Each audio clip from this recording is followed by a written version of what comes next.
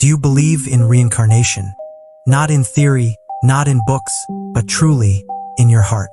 Could it be possible that a soul returns, not just with fragments of memory, but with purpose, clarity, and a mission left undone? In a quiet neighborhood of Osasco, Brazil, something extraordinary began to unfold. A 5-year-old boy named Gabriel Santos started saying things that no one could explain, not his parents, not doctors, and certainly not journalists. He wasn't just imaginative.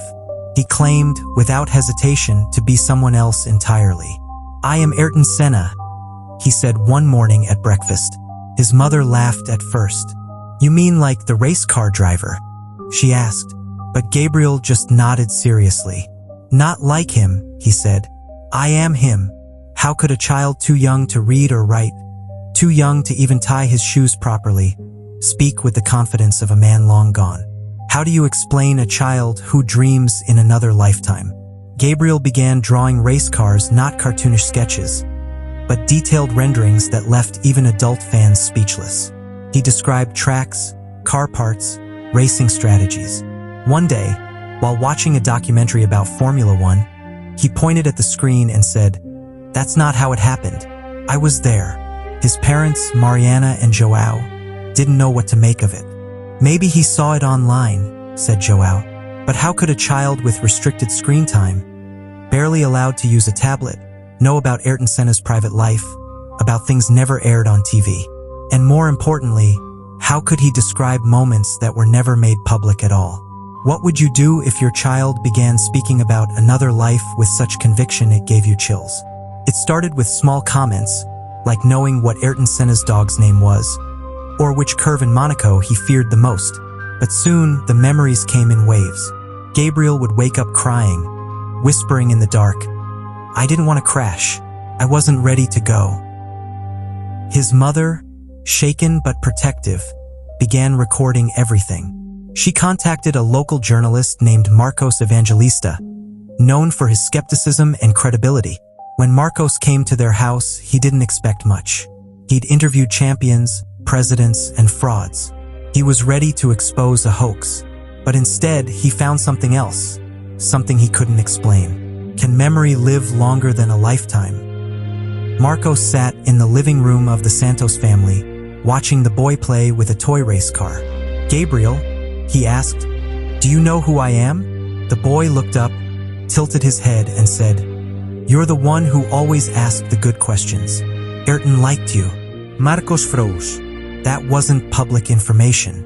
In fact, Ayrton had once confided in him after a press conference, praising him for his respectful journalism. But no one else was there. No one knew that. "Gabriel," he asked, heart pounding, "do you remember our last conversation?" The child closed his eyes and, in a voice much too old for his years, recited details from a private interview including Senna's wish to retire and start a family, and the foundation he had been planning for poor Brazilian youth. How could a 5-year-old boy possibly know all that? What happens when the past walks into your living room wearing a new face? Marcos left the house shaken. He had never believed in the supernatural. But Gabriel wasn't reciting facts from Wikipedia. He was recalling emotions, tone of voice, facial expressions. So he did something risky. He made a phone call that could ruin his reputation forever. He called Vivian Senna, Ayrton's sister. "Vivian," he said, "you won't believe me, but you need to meet this child. He might be your brother." The line went silent. "Marcos, are you feeling okay?" she asked cautiously. "Just come see for yourself," he replied. "Please." Against all logic, she agreed. "Would you recognize your brother in a stranger's face?" A week later, a black SUV pulled up in front of the Santos modest home. Out stepped Vivian Senna, flanked by security and a lawyer. Gabriel was playing with a ball in the front yard. When he saw her, he dropped everything and ran. "Vivi!" he cried. "Vivi, you came." Vivian stopped in her tracks. No one had called her by that nickname since Ayrton died. It was private, from childhood, used only within the family. Gabriel stopped in front of her, looked into her eyes and said, "You still get that little wrinkle here when you're worried." He touched the corner of her eye gently. Tears welled up. "How do you know that?" she whispered. His answer was simple. Because I was your big brother. Remember when you broke your arm falling from the tree, and I carried you all the way to the hospital? How many secrets are buried with the dead? Vivian knelt before the boy, trembling. If you're really my brother, tell me the one secret we promised never to tell anyone. Gabriel grinned, that same mischievous grin Ayrton had as a teen. You were dating the neighbor's son, Carlos. You made me swear not to tell mom and dad. You gave me your allowance for 3 months so I'd keep quiet. I used the money for karting parts. Vivian broke down, sobbing. That moment had been hidden from the world for over 40 years. Not even in Ayrton's official biography. And yet here was a 5-year-old boy remembering every detail. My God, she said. How is this even possible? Is it really reincarnation? Or something else entirely? That day, Vivian stayed for hours talking to Gabriel. She asked about birthdays, family dinners, dreams they had shared as children. He answered every question with tenderness and clarity. He didn't just remember, he felt.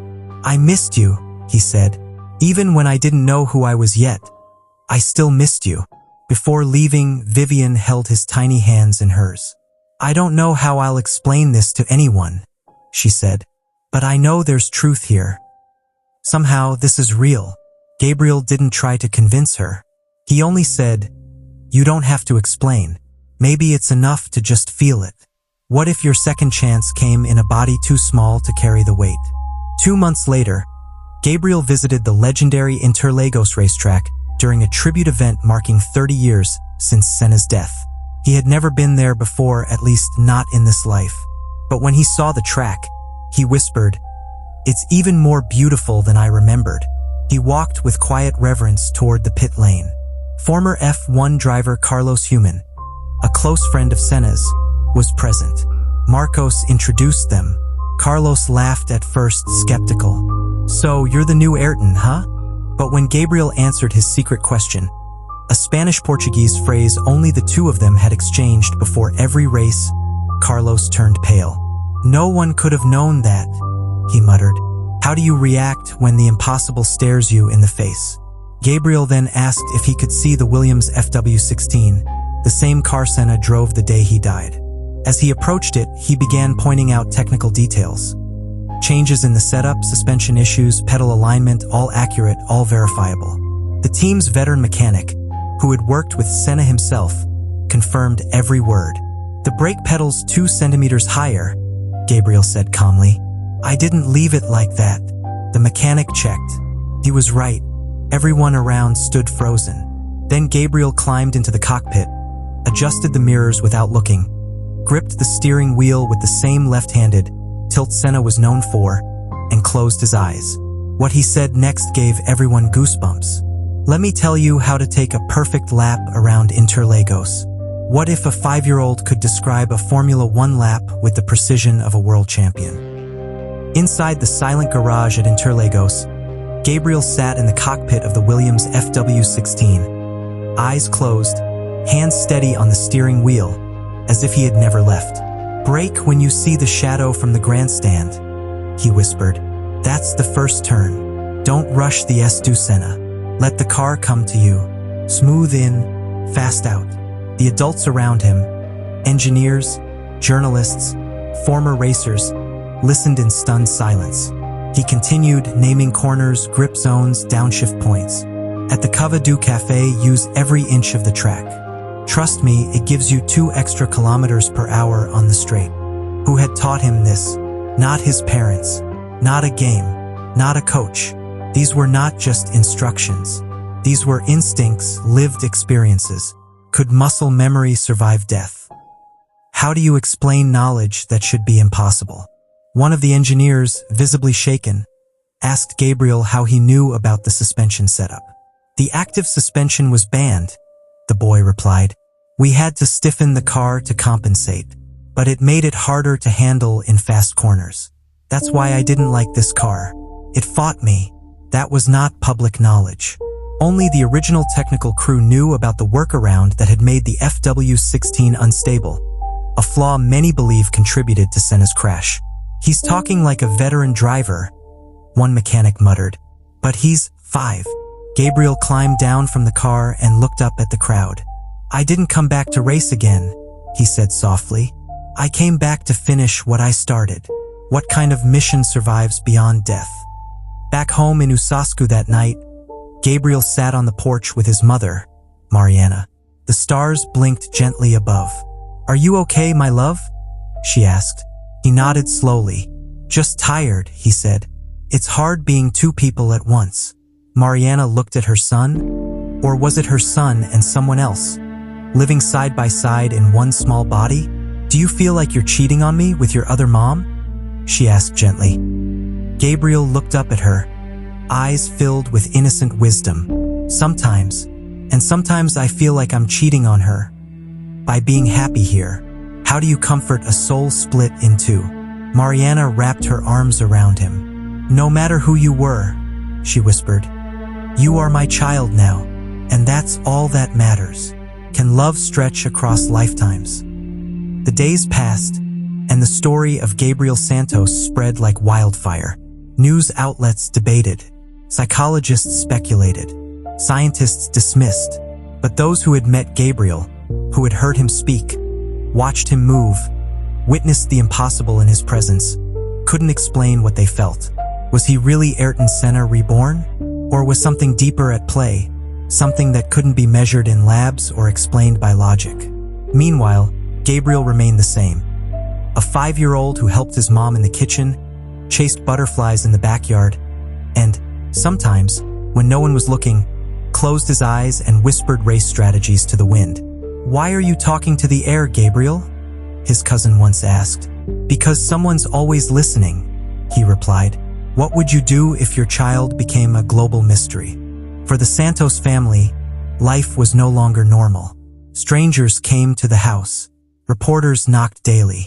Mariana had to install a gate. But amid the chaos, Gabriel remained grounded. He never sought attention.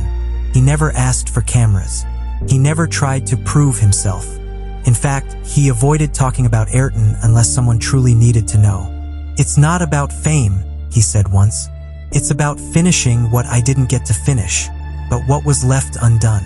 What was so important that even death couldn't stop it." When Vivian Senna was asked by the press if she believed Gabriel was really her brother, her answer was quiet but powerful.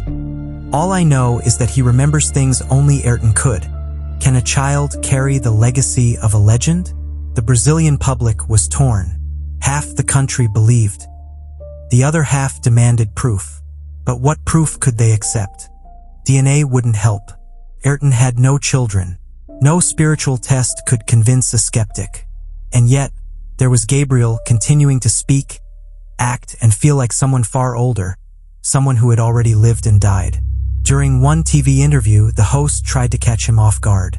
"Tell me something that no one else knows about Senna's first win." Gabriel smiled. He cried in the shower after the race. Not because he won, but because he finally felt worthy. He didn't want anyone to see, so he turned on the water to hide his tears. The host stared in silence. That detail had never been made public. Not even in biographies. Are some souls just too big for one lifetime? Gabriel's story reached international media. Spiritual leaders weighed in. A Buddhist monk in Thailand called it a soul's karmic return. A Catholic priest in Brazil called it a miracle with questions. Online debates exploded. And through it all, Gabriel said very little. When asked how he remembered so much, he replied, "It's like I have two minds. One that wants to play, and one that remembers everything." What kind of brain can hold two lives at once? When scientists came to examine him, they found nothing unusual, no signs of trauma, no mental illness, no photographic memory. Just a normal 5-year-old who happened to act like an elite F1 driver from the 1990s. What if the soul is more powerful than the brain? One night, while watching old race footage, Gabriel whispered, "I miss that feeling, the engine shaking my chest, the air buzzing through the helmet. It's like dancing with danger." His father, sitting beside him, asked, "Do you want to race again someday?" Gabriel shook his head. "No, that life ended. This life has a new track." What track, though? Where was it leading?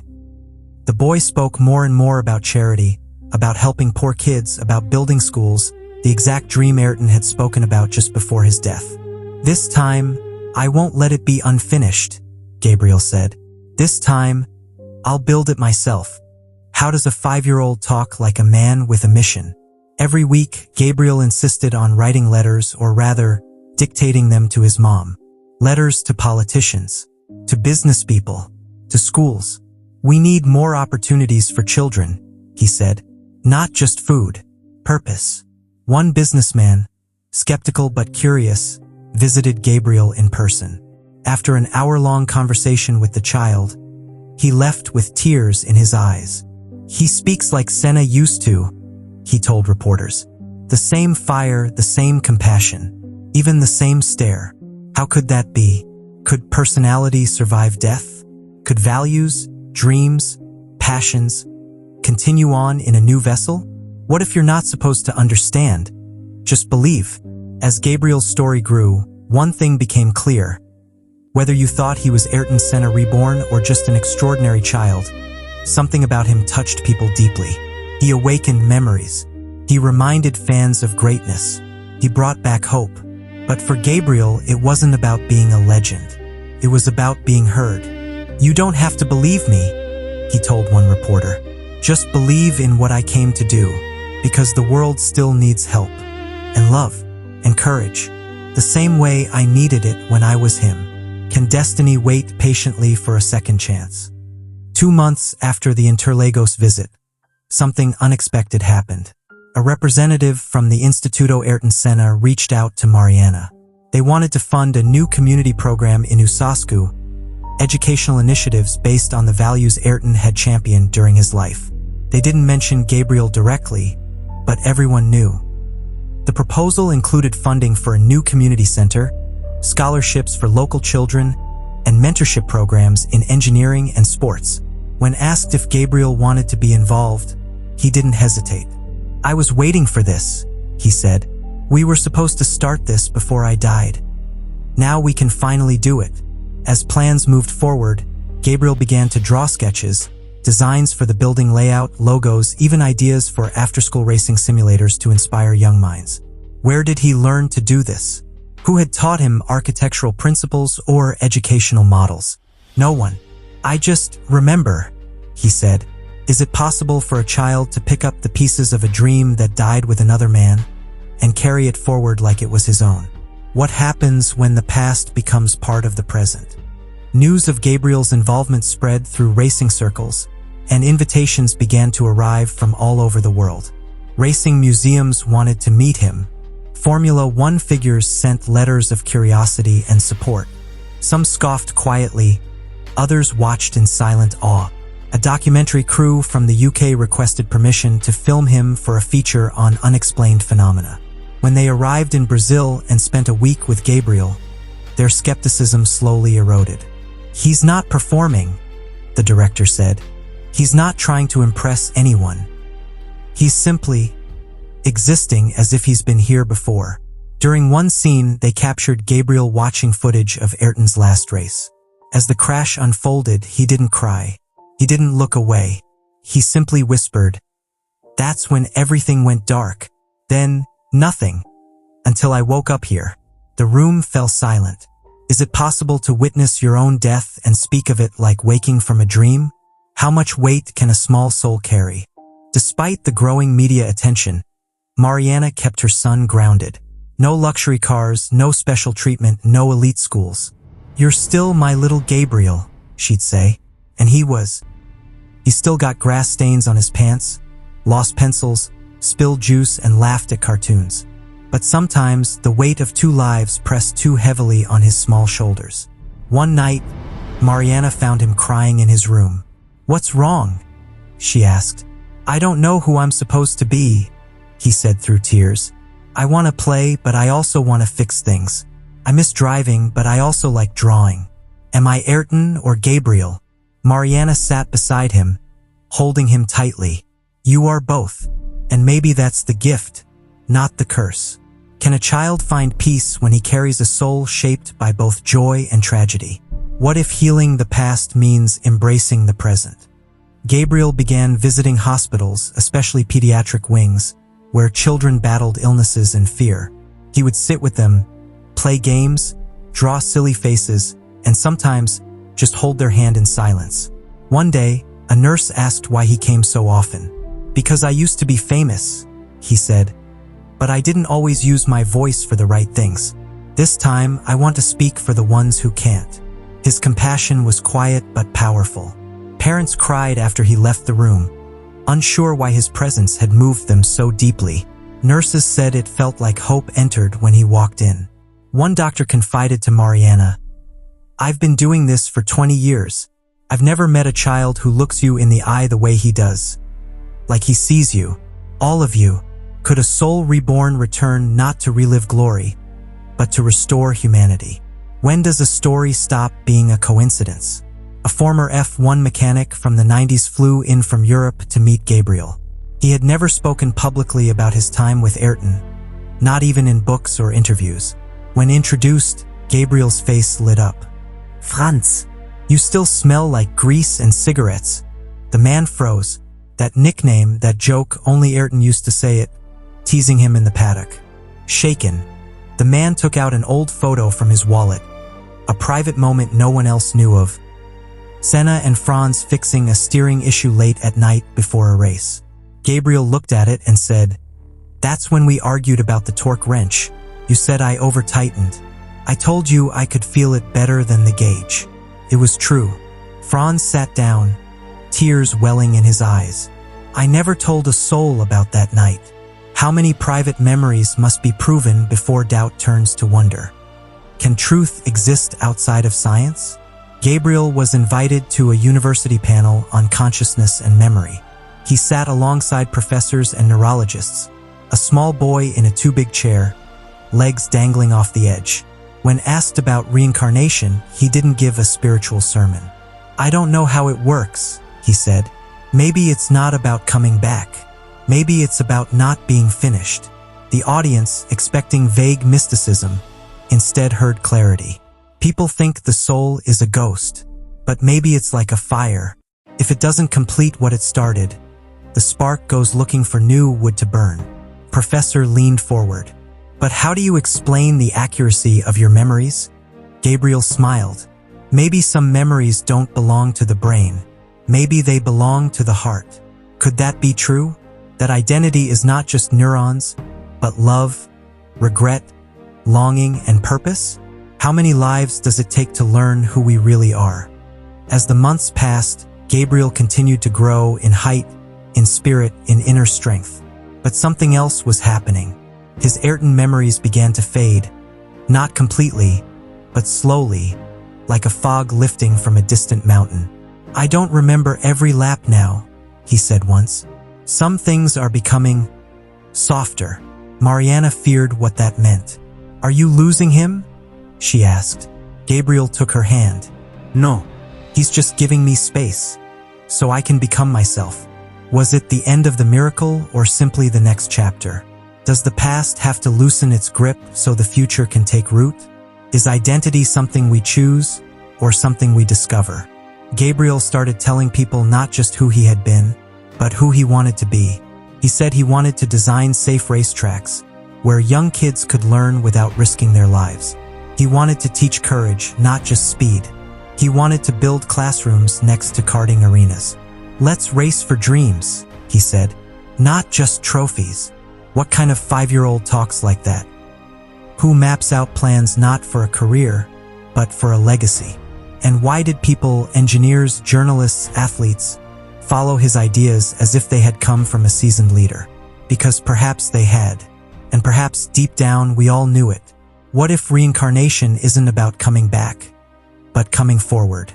One night, as Mariana tucked him into bed, Gabriel asked, "Do you think people will forget about this someday?"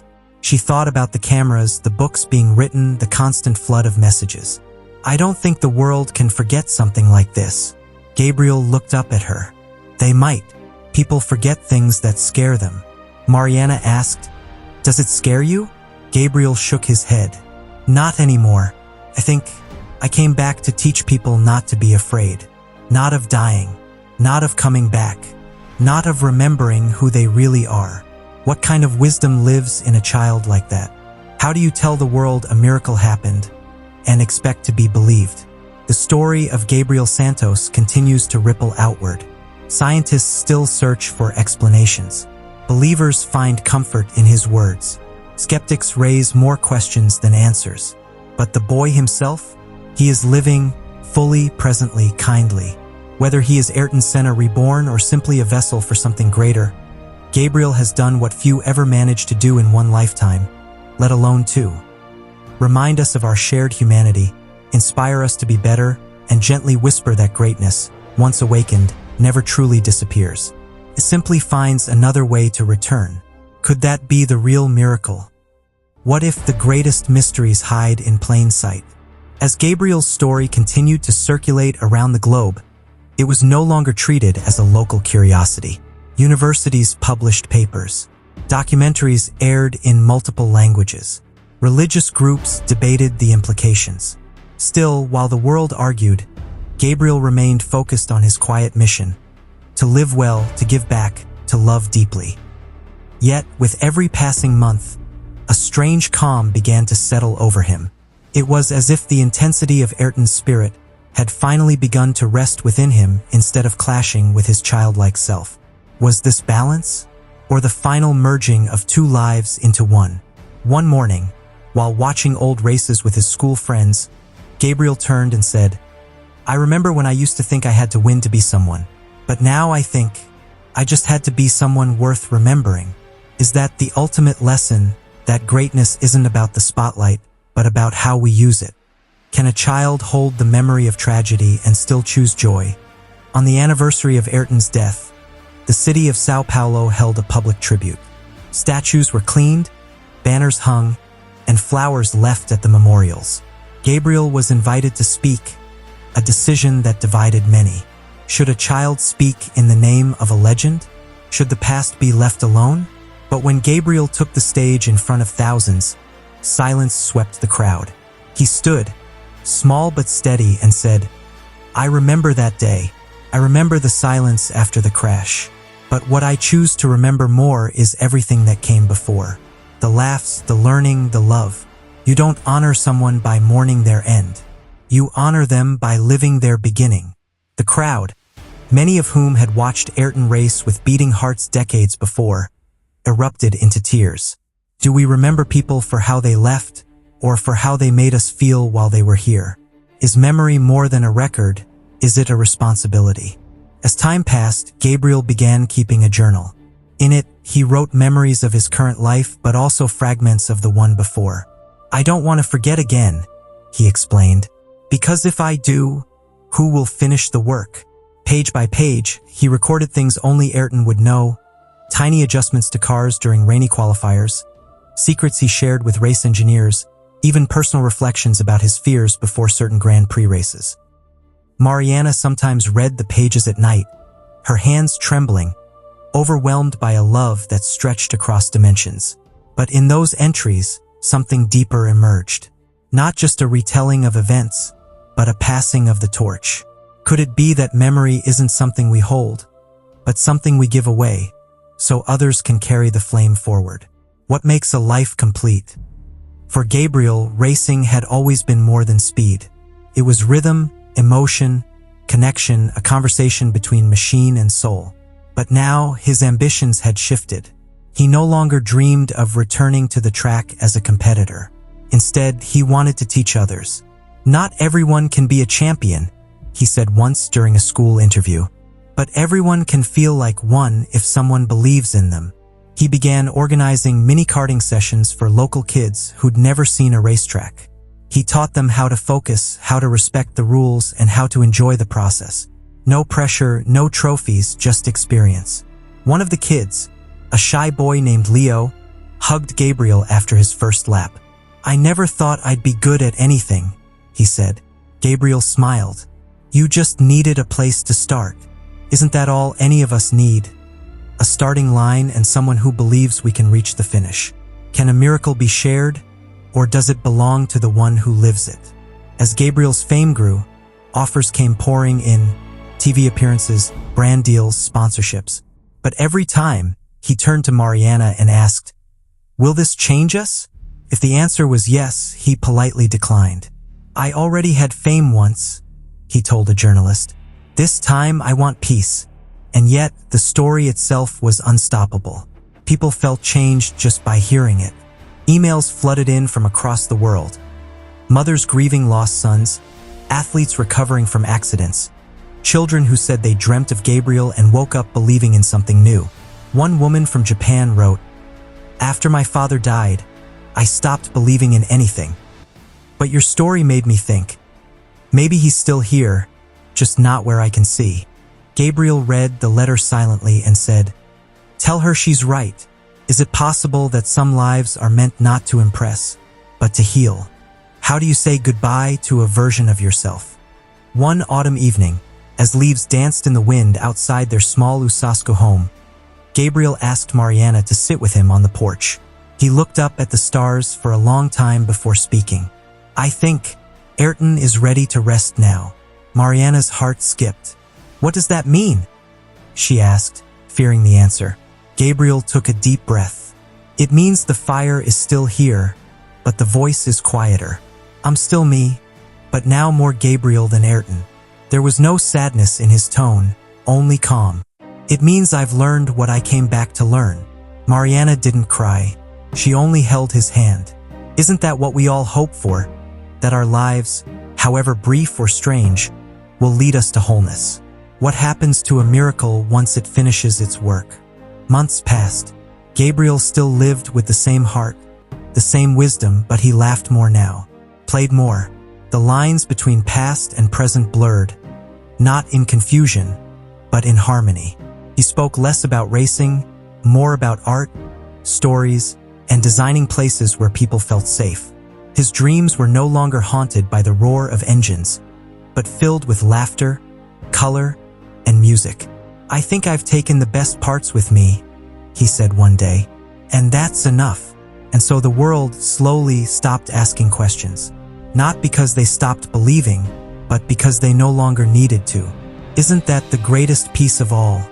When wonder becomes acceptance. What remains when the spotlight fades? Gabriel turned 6, then 7, and continued growing like any other child. School, friends, chores. But every so often, in quiet moments, the old spirit would shimmer just beneath the surface.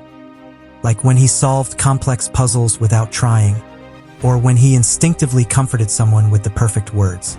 The adults around him stopped treating him like a phenomenon and started treating him like what he truly was. A boy with an old soul, a gentle heart, and a purpose that had somehow already been fulfilled. No headlines, no cameras, just Gabriel. Isn't that how all legends deserve to live? Not as myths, but as memories carried in the hearts they touched. Can you love two lives at once? One night, after a school play where Gabriel had shyly recited lines as a tree in the background, Mariana tucked him into bed. He looked up and said, "Mom, thank you for letting me be both." "Both what, meu amor?" she asked. "The boy who dreamed of being fast, and the boy who just wants to be home." Mariana kissed his forehead and whispered, "You never had to choose." As he drifted into sleep, his breathing steady and soft, she thought of the impossible journey they'd walked together, and how love had been the only map they ever needed. Could it be that reincarnation, in its truest form, is just another name for love unfinished? So what now? What happens after the miracle, after the questions, after the awe? Gabriel Santos still lives in Osasco. He still helps at the community center, still plays with his friends, still draws plans for places he hopes to build someday. But inside him lives something timeless, a quiet, steady light, a presence not defined by racing stats or past lives, but by purpose. Maybe he was Ayrton Senna, maybe he is just Gabriel, maybe, impossibly, he's both. But what matters most is what he became, a bridge between two worlds, a reminder that love, courage, and legacy don't die, they evolve. So the question isn't, was it real? But rather, what would you do if it was? What if you were chosen not to be famous, but to remind others of something they've forgotten? As the years quietly passed in Osasco, Gabriel's story softened into legend, not the kind found in dusty books or glossy documentaries, but the kind whispered between generations, spoken in classrooms, and remembered in quiet corners of the heart. Some still tried to explain it: neurologists, reincarnation researchers, skeptics armed with logic and reason. Others simply accepted it as one of life's great mysteries. But for Gabriel, the story was never about proving anything. It was about living a life worth remembering. Again, he once told his teacher, during a class about historical figures, "Maybe we're all here more than once, but the second time is not to win trophies. It's to win peace." And in that sentence, a silence fell over the classroom. Not out of disbelief, but out of recognition. What if you've already been here before, and you're just starting to remember what truly matters? Have you ever felt something inside you that didn't come from this life? Sometimes, in the stillest moments, early morning when the world hadn't yet begun to speak, or late at night when only stars seemed to listen, Gabriel would sit alone and draw. Not just cars, but dreams. Homes for those who never had one. Schools with no walls, built on kindness instead of concrete. Parks where children who carried invisible burdens could simply play. He didn't always know where these ideas came from, only that they came with urgency, like echoes from a soul that had already seen too much and wanted better for the next time around. One night, he whispered to Mariana as she tucked him in, "Sometimes I feel like I came back not because I had to, but because I was given the chance." Could it be that the universe gives second chances not as rewards, but as responsibilities? What if the person you're becoming is someone you've always been? As Gabriel turned 8, the dreams of racetracks and podiums came less frequently. They were replaced by dreams of light, strange and radiant, as if his soul was remembering something even older than his time on the track. Sometimes he would wake up and write phrases in languages he hadn't learned. Other times, he would simply stare out the window, lost in a feeling he couldn't describe. "I think I'm remembering things from before even Ayrton," he said once. "From before names." And Mariana would just hold his hand, not understanding but honoring whatever it was her son was carrying. What if the soul isn't just a passenger, but a library of every life we've ever lived? When does a story stop being a story and become a legacy? One afternoon, a university professor came to visit the Santos home. He had studied Gabriel's interviews, handwriting, and memory patterns. He sat across from the boy and asked, "How does it feel to be someone else's miracle?" Gabriel smiled kindly and responded, "I'm not someone else's miracle. I'm my own story now." And that was the moment the professor stopped taking notes. Because how do you quantify something like that? A child who wasn't trying to be famous or praised or even believed, only understood. A child who had lived enough for several lifetimes, and yet still found time to laugh with friends, climb trees, and cry when his dog got sick. Isn't that the most miraculous thing of all? That we can carry both the infinite and the ordinary inside one fragile body. Do we stop being who we were, or do we simply become more? One rainy Sunday, Gabriel sat on the floor with a stack of Ayrton's old interviews playing on a television nearby. He didn't flinch. He didn't even watch them like a fan would. He listened like someone remembering a conversation from long ago. "He was so serious sometimes," Gabriel said, "but he was scared too. No one ever talks about that part." And then he turned the TV off. "I don't want to be Ayrton anymore. I want to be the boy who learned how to let go." Mariana watched him, heart aching and full at once. To the world, her son was a reincarnated legend. To her, he was simply Gabriel, the miracle she got to tuck in every night. Can we really ask for more than that, to be known not for our past, but for the courage to grow beyond it? Can a story live even after its ending has been forgotten? Years passed. Gabriel never returned to racing. He became a teacher, then a mentor, then a quiet kind of leader.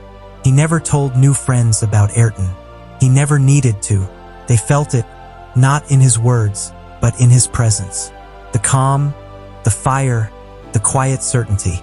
On his 18th birthday, he returned to Interlagos not as a driver, but as a guest of honor at a youth foundation bearing his own name. No cameras, no speeches. Just children who saw in him not a mystery, but a mirror. "You remind me of someone," a young girl told him. "You feel like someone I want to be someday."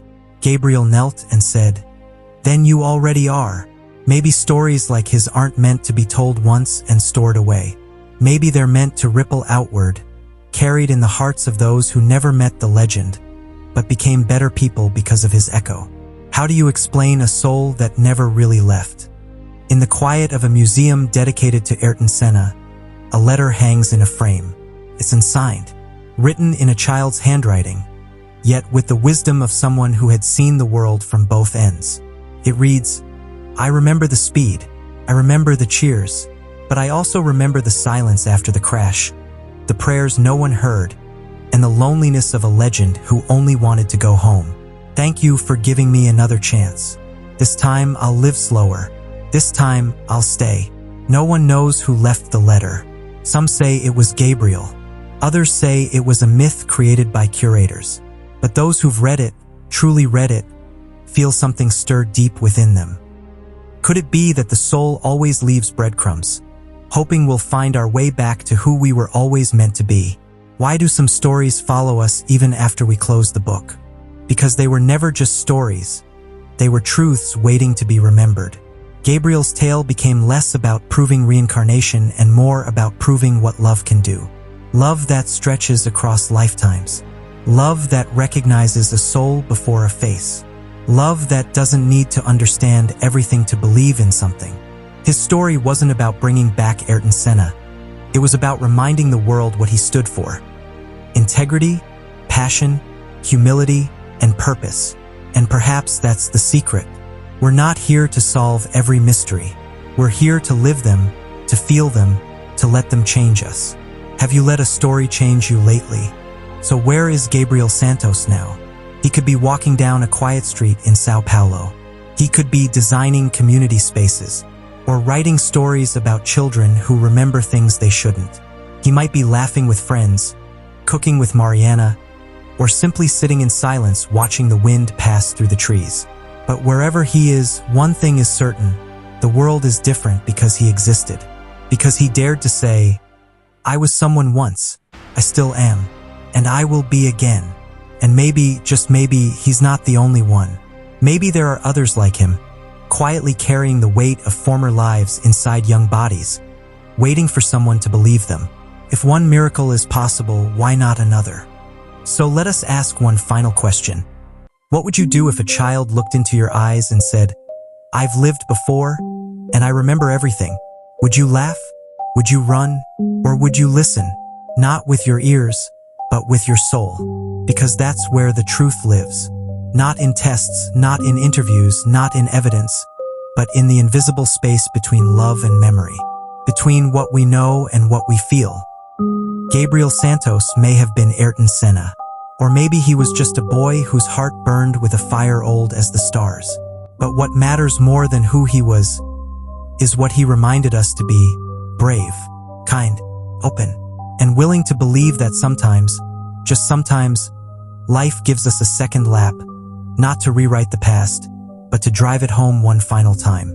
Are you ready to remember who you are?